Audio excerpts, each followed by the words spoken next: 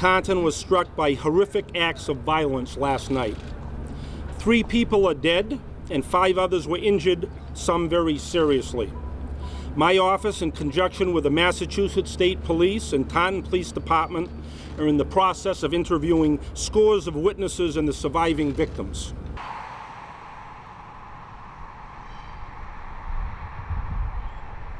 At around 6:30 p.m., DaRosa eventually gained entry to a home at 270 Merrick Street, where Patricia and Kathleen Slavin were having dinner. It is unclear at this time how DaRosa gained entry to the home.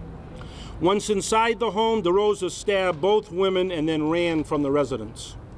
Both women were transported to Morton Hospital in Taunton, where Patricia Slavin was pronounced dead at 7:52 p.m. Kathleen Slavin was med-flighted to Brigham and Women's Hospital in Boston, where she remains in serious condition.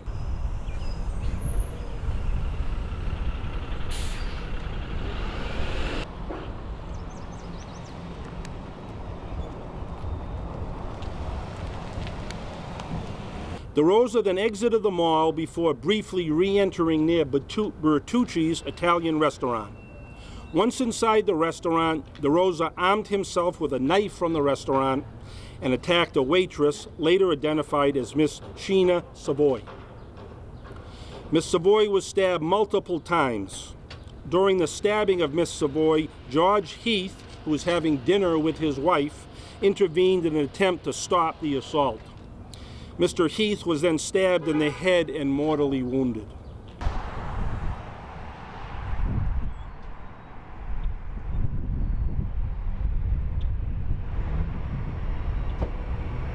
We have learned from family members that DaRosa checked himself into Morton Hospital Monday night and was released early Tuesday morning.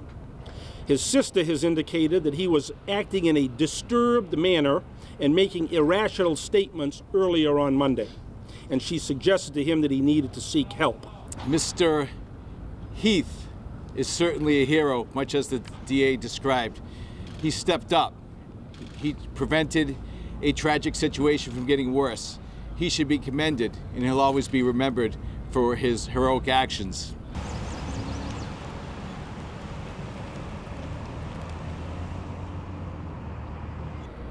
It's difficult to comprehend what this man did without what appears at this point any rational motive.